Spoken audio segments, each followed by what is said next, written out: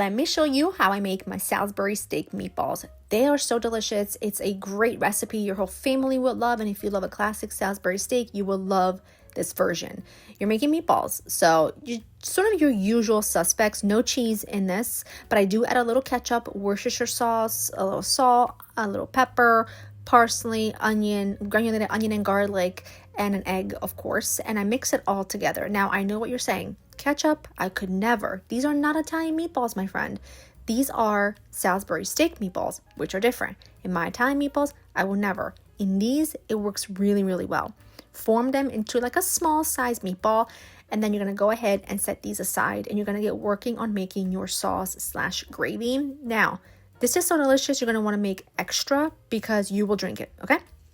Starting off with a little bit of oil in your skillet, add your meatballs. I actually ended up cooking only half of my batch on this particular day, and I put the other half in the fridge because I cooked them fresh the next evening because there was only 2 of us for dinner on this particular night.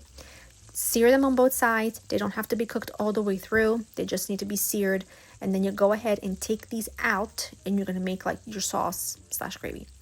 Into that pan, take a lot of that fat out, just leave behind like a tablespoon or so.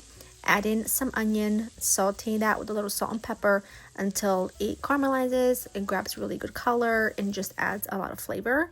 Add a little bit of flour. This is what's going to thicken your gravy. Cook that with that onion mixture until you no longer see raw bits of flour.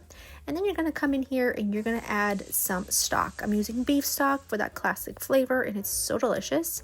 Make sure you scrape any bits at the bottom of the pan. And you're going to go ahead and add a little more ketchup. Just trust me, it works beautifully. A little more garlic, a little more onion if you want. I just added garlic. And then a little Worcestershire sauce. Mix that together, add your meatballs in, bring it to a simmer, and simmer about 15 to 20 minutes. Now, I made a full amount of the gravy for only half of the meatballs because that's how good that gravy is, okay? Lots of mashed potatoes, serve those meatballs and gravy on top, and watch everyone beg for seconds. It's phenomenal. Full recipe is in the caption. Hope you make it. Hope you love it. And I will see you guys in the next one. These are delicious. Please make them. You will not regret it. Bye-bye.